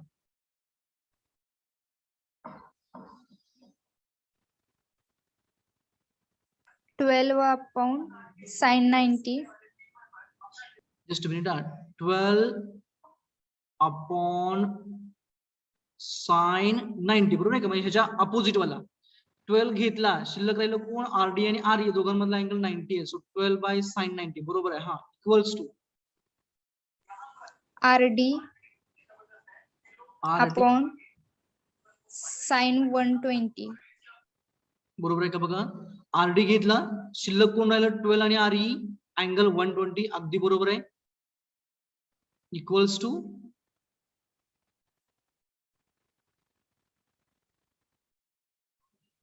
RE upon sine of 150. Okay, तर आपल्याला RD आणि RE घ्यायचंय. First you consider first pair. ही पेअर घेऊ पहिला आपण. काय आहे ते? 12 divided by Sine 90 is equals to RD divided by sine 120. Therefore, RD is equals to 12 into sine 120 divided by sine 90. RD is equal to 10.39. 10.39. Okay, हे आपल्याला RD मिळालं. शिल्लक कोण राहिलं? आरई राहिलं. आरई साठी आपण हे पेअर घेऊया, फर्स्ट आणि लास्ट वाला. So I have to consider that pair. 12 divided by a sine 90 is equals to RE divided by sine 150. That is RE is equals to 6 Newton. 12 into sine 6 येते का? Yes, sir. Yes, sir. That is equals to 6 Newton. कोणता option बरोबर आहे रे? Option A is correct, sir. Option A 10.4 आहे RD, बरोबर आहे का? Option A मध्ये 10.4 आहे. आपण कॅल्क्युलेट केलेला 10.39 आहे. राऊंड अप केला की ते 10.4 होणार आहे. सो 10.4 आणि 6. So option A is a correct one. Okay, is it okay with?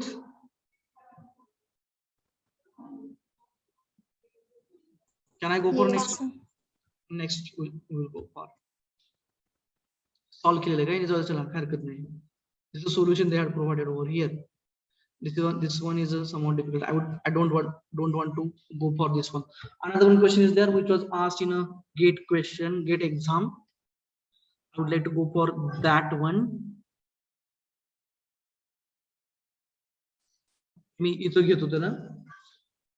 Forget about this diagram which is shown over here. Okay, we are not interested in the diagram. This diagram is not applicable to us. I'm considering the question now.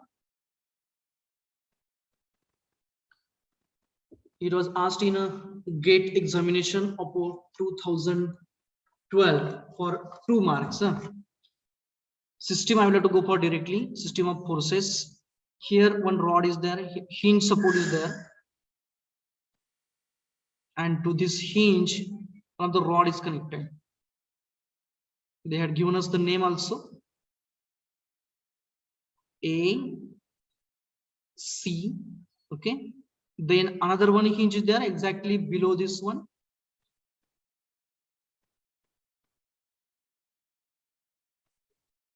And here the another one rod is connected to it. This rod is a BC. Okay, and here the force F is applied on the horizontal direction. This is the force F. This statement का सांगितलं बघा, 2 steel truss members, 2 steel truss चे member आहेत. कोण कोण आहेत? AC and BC, each having cross sectional area 100 millimeter square, are subjected to a horizontal force F as shown in the figure. All the joints are hinged. If F is equals to 1 kilonewton, याचं magnitude दिलेलं आहे आपल्याला. Force F is equals to 1 kilonewton. Magnitude of the vertical reaction force developed at the joint B in a kilonewton. B च्या ठिकाणी develop होणारी जी vertical reaction असणार आहे, this reaction RBY किती असेल? That they had asked to calculate. It was asked in a GATE 12 for 2 marks. 2012, 2 marks. Options also they had provided us. Options I would like to go for option A 0.63, option B 0.32, option C 1.26, and option D is a 1.46. Reaction काय असेल? This is the question. How we will go for? कसं करणार आहे? Angle find in joint method. की त्यांनी आपल्याला त्यासाठी angles दिलेले आपल्याला इथले. They had given us the angles also. This angle is 60 degree and this one as a 45 degrees. हा काय करायचं म्हटले, बरोबर आहे. How to proceed. In joint मेथडनी प्रत्येक जॉईंट मधलं काढून RBY भेटते. ओके, म्हणजे काय करायला आपल्याला will be required to go for the analysis of this particular truss. Will आपण म्हणूया ट्रस असं अजून करूया. ओके, ट्रसचे 2 मेंबर आहेत असं त्यांनी दिलेले आपल्याला. आणि इथं सी या ठिकाणी 1 किलोन्यूटन हा फोर्स हॉरिझॉन्टल लावलेला आहे.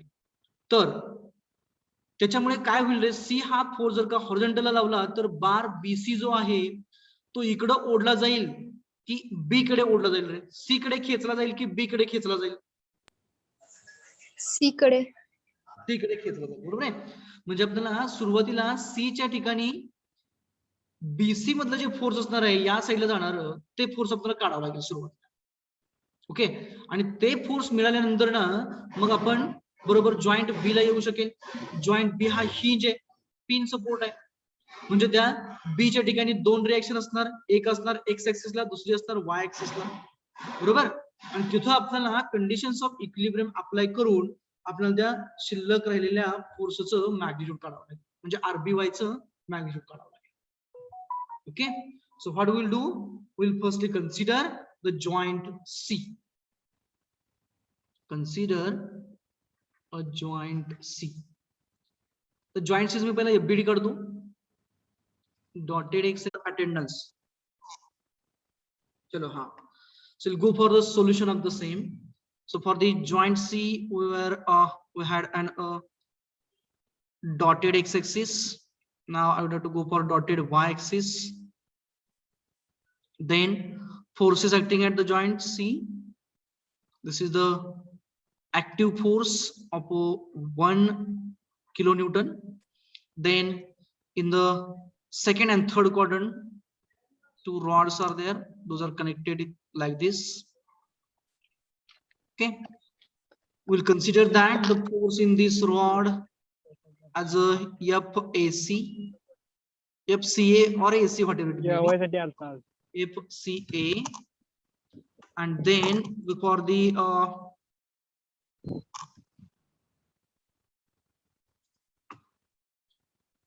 CB, we'll consider the force like this toward this side. This is as a FCB. Angles those are given to us. This is a 45 degrees and this is a 60 degree. Okay, now we have to find out both of them. There is a FCA and FCB. We are interested in FCB only. Okay, so for that purpose what we'll do, we'll go for the conditions of equilibrium. You want to go for a Lami's theorem. Both the options are with us. Which one you want to go for? Equilibrium condition. Okay, so which one you want to go for firstly? Fx equals to 0 or Fy is equals to 0? Fx equal to 0. Okay, so by conditions of equilibrium, summation Fx is equals to 0. First one. Well, we will be required to resolve this one. It's a component, x component going to the left hand side. Similarly for this one also, component going to the left hand side. So both will be negative 1. So tell me now, sum. 1 cos 0. 1 cos 0. We'll consider as 1 exactly. Horizontal line, आपण resolve करणार नाही त्याला. 1 positive. Next. Next term. Minus FCB cos 60. Right, FCB cos 60 minus FCA cos 45. FCA cos 45 is equals to 0. Exactly. जेवढं simplify करते तेवढं आपण simplify करूयात. ह्या 1 ला आपण काय करूया, राईट साइडला घेऊया. म्हणजे काय होईल, तिघांना मायनस साइन येईल. It will be like this, minus FCB cos 60 minus FCA cos 45 is equals to -1. तर तिघांचं मायनस साइन काढलं तरी चालेल, नाही काढलं तरी चालेल. What you want to go for? Minus sign काढूयात की राहू द्या हे असं? काढूया. Okay, So we'll multiply by negative sign. So it will become now plus FCB cos 60 plus FCA cos 45, and here will be a plus 1, equation number 1.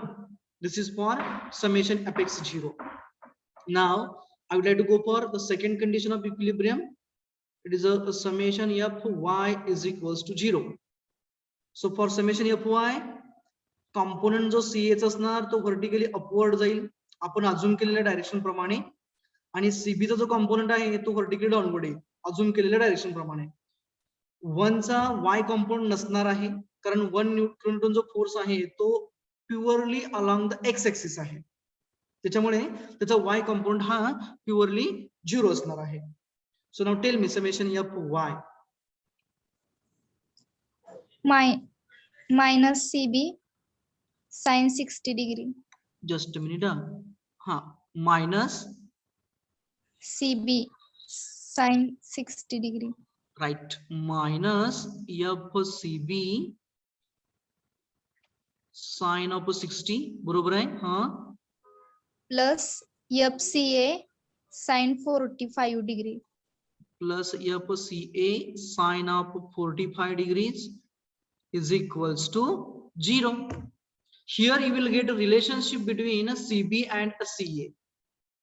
Okay, CB आणि CA मधलं आपल्याला रिलेशन मिळेल आणि त्याच्याप्रमाणे आपल्याला दोघांपैकी एकाचं मॅग्निट्यूड मिळून जाईल.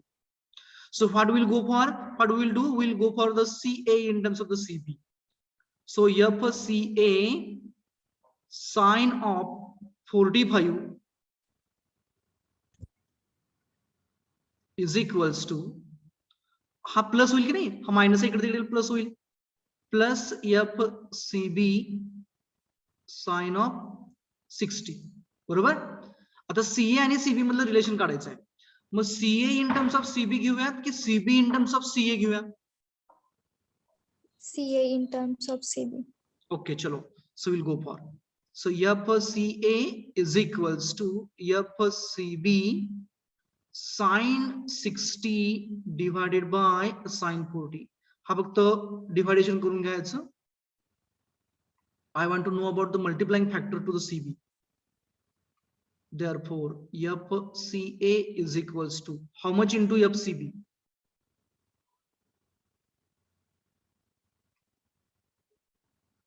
Sin 60 by sin 45.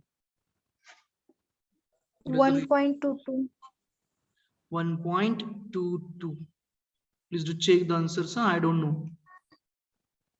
Hello. Is it correct? 1.22. Okay.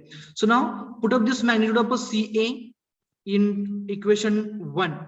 या equation 1 मध्ये CA चे magnitude टाकूया आपल्याला CB मिळून जाईल. So putting in equation 1.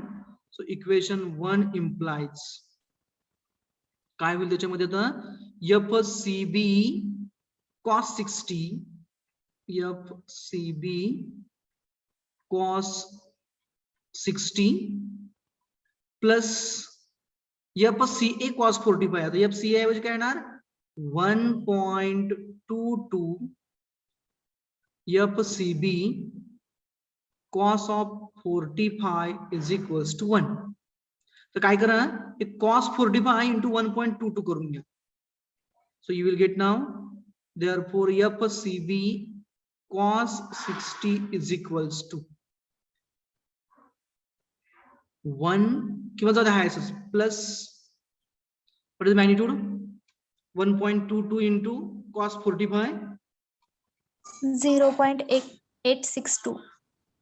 0.862. Okay, into FCB is equals to 1. हा cos 60 म्हणजे 0.5 असणार बरोबर ना, बरोबर का? Yes sir. So FCB cos 60 म्हणजे 0.5. Just a minute, I'll go for directly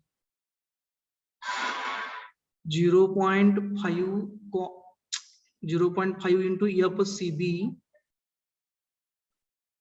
plus 0.862 into FCB is equals to 1. So you will get here FCB.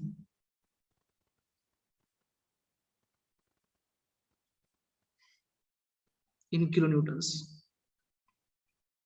0.73. Check it out. 0.5 plus 0.862 means it becomes 1.36. It will be minus, no? Yeah, plus. Is it plus or minus? Minus. Is it plus or minus? Minus. Plus 0.73 येते. Is it 0.73? yes sir. एक minute तुम्ही answer check करा plus की minus. हा एक minute इकडे बघा, लक्ष द्या. आन्सर प्लस येईल. 0.5 प्लस 0.862 म्हणजे हे 1.362 झालं, बरोबर आहे का? मी एक स्टेप वाढवतो इथं. 1.362 into FCB is equals to 1 आहे. म्हणजे सर ते पॉझिटिव्ह येईल का निगेटिव्ह येईल ते आपल्या अजम्पशन वरून असणार ना. राईट. आणि इथं आपल्या त्यापेक्षा आपण जर अपवर्ड घेतलं की डाऊनवर्ड घेतलं ते आपण आपल्या अजम्पशन वरून असेल. राईट अजम्पशन असं. पण इथं जी आपण व्हॅल्यू काढली ती इथं काढलेली व्हॅल्यू आपली पॉझिटिव्ह येते, बरोबर आहे का? कारण 1 पॉईंट इकडच्या साईडला सगळे सीबी आहेत, इकडच्या साईडला 1 आहे. आपल्याला काय करायचंय, फक्त जो सीबीचा मल्टिप्लाइंग फॅक्टर आहे 1.362 फक्त इकडे न्यायचा आहे. मग त्याच्यामुळे प्लस आणि मायनसचा काय प्रश्नच येणार नाहीये, बरोबर का? जे काय साइन आपलं साइन येतंय त्या पद्धतीने होऊन जाणार ते. म्हणजेच काय येणार, हे 1/1.362 म्हणजे 0.734 जे काय आहे ते किलोमीटर आलं. आणि प्लस साइन आलं आपलं, बाय कॅल्क्युलेशन प्लस साइन आलं म्हणजे त्याचा अर्थ काय झाला, जी डायरेक्शन राईट. बोला. हा पॉझिटिव्ह आलं म्हणजे आपण अजम्पशन केलेलं राईट आलं. राईट म्हणजे आपण अज्युम केलेलं जी डायरेक्शन आहे सीबीचं, ते सीबीचं डायरेक्शन जे आहे ते कसं आपलं बरोबर आलं. ओके, मग आता सीबीचं डायरेक्शन आपलं बरोबर आलंय म्हणजेच हा जो फोर्स आहे सी च्या ठिकाणी डाऊनवर्ड येणारा झाला, इकडं सी पासून हा खाली येणारा झाला. मग बी च्या ठिकाणी मग इथं बी च्या ठिकाणी हा फोर्स वरती जाणार असेल की खाली येणार असेल रे, इक्विलिब्रियम मेंटेन करण्यासाठी? हा रॉड इक्विलिब्रियम मध्ये वरती जाणार असेल. बरोबर आहे का? म्हणजे मेंबर कॉम्प्रेशन मध्ये आहे की टेन्साइल आहे रे? Is this member is in compression? Tensile. It is a tensile one, right? तो तुम्ही माहितीसाठी लिहिलेलं तिथं. आता पुढे जाऊन काय करायचं आहे, we have to find out RBY. म्हणजे आपल्याला काय करावं लागेल, will be required to go for FBD of a joint B. Okay, म्हणजे बी च्या ठिकाणी काय असणार आपला, जर काय मी इथं डॉटेड एक्स एक्सिस काढला आणि डॉटेड वाय एक्सिस काढला तर इथं दोन रिएक्शन असणार. दोन रिएक्शन म्हणजे कोणकोणते असणार, एक आपली एक्स डायरेक्शन असणारी रिएक्शन, दुसरी वाय डायरेक्शन असणारी रिएक्शन. आपण अजून काय केलं की आरबीवाय अपवर्ड असं आपण अजून केलं, बरोबर? आरबीवाय आपण अपवर्ड अजून केलं, परंतु जर का आपण व्यवस्थित बघितलं इथं मेंबर टेन्साइल आहे, म्हणजे या ठिकाणी हा मेंबर जो आहे हा या मेंबर मधला येणारा फोर्स आहे. परंतु ऍक्च्युली जर आपण जॉईंट बी च्या ठिकाणी बघितलं तर जॉईंट बी च्या ठिकाणी हा force going away from the joint आहे. मग जर का या फोर्सने जॉईंटला इकडं खेचलं तर हा जो जॉईंट आहे तो वरती खेचला जाणार. म्हणजेच रिएक्शन जी ऑफर होईल इथं त्या रिएक्शनचं डायरेक्शन हे अपवर्ड असेल की डाऊनवर्ड असेल? That is the question. Upward. व्यवस्थित बघा, हा फोर्स काय करणार आहे आता, जर का आपण रिझॉल्व्ह केलं त्याला दोन कंपाऊंड असणार. हा असणार अपवर्ड जाणार कंपोनंट, हा असणार या डायरेक्शन जाणार कंपोनंट. याचा हा कंपाऊंड काय करणार, या जॉईंटला वरती खेचणार. परंतु सिस्टीम इक्विलिब्रियमला आहे म्हणजे इथं या जॉईंटने त्या फोर्सला रिएक्शन दिलं, या फोर्सला. मग ते रिएक्शन आपलं अपवर्ड असेल की डाऊनवर्ड असेल?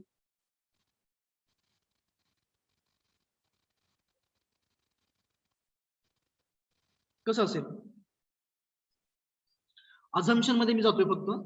जर निगेटिव्ह आलं तर डायरेक्शन चुकले म्हणणार आपण, जर आन्सर पॉझिटिव्ह आलं तर डायरेक्शन बरोबर आहे म्हणणार. बोला कसं असेल रे, अप असेल की डाऊन असेल? आरबीवाय. Let it be. चलो आपण जे अजून केले वरती ते वरतीच अजून करूयात. आता एक्स डायरेक्शनला रिएक्शन फोर्स इकडे आहे म्हणजे रिएक्शन 100% या साईडला असणार आहे. मी अज्युम करतोय RB X towards the right hand side. त्याचं एफबीडी घेतोय तर जॉइंट बी चं एफबीडी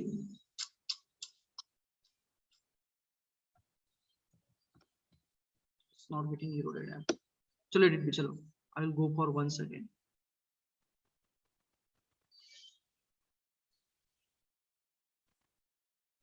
या साइडला आपला हा फोर्स आहे जो आपण जस्ट नाव कॅल्क्युलेट केलेला आहे. त्याचं मॅग्निट्यूड आहे 0.73.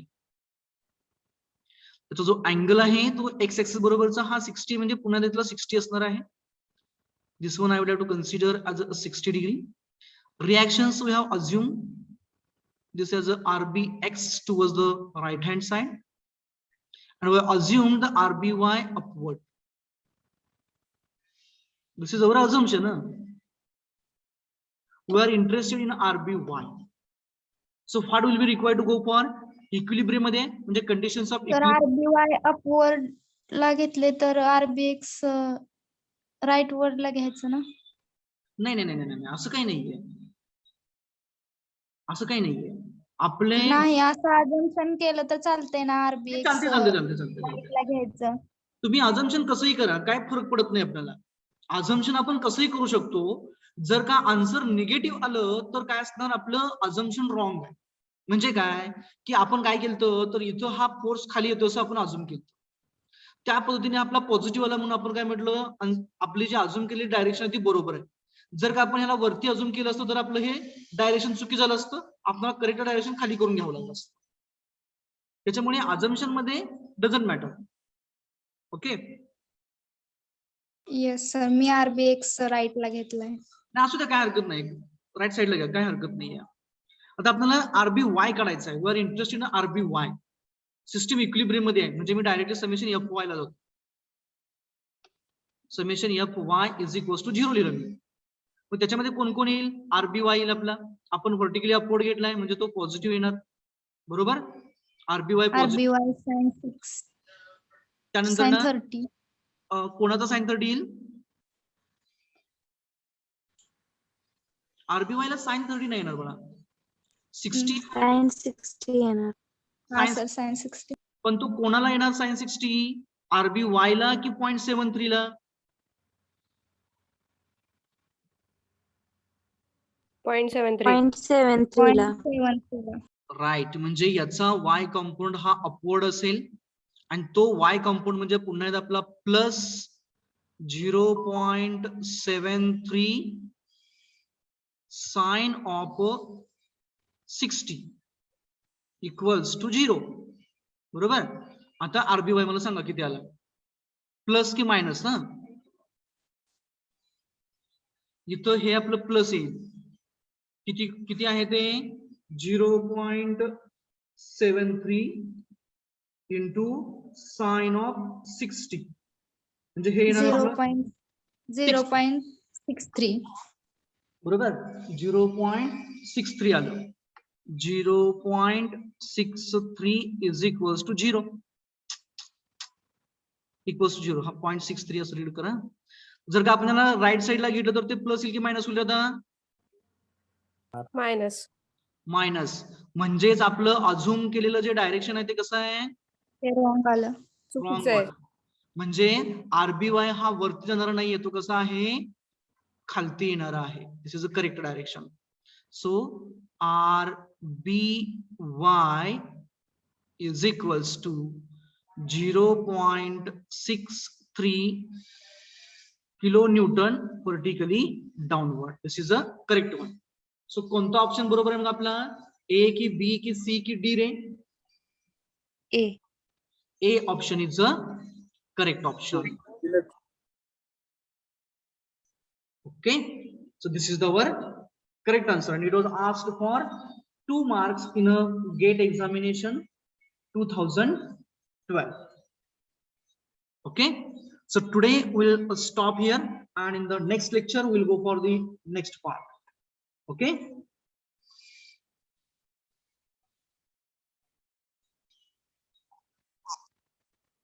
Is anybody has remained to mark the attendance? Please do mark attendance.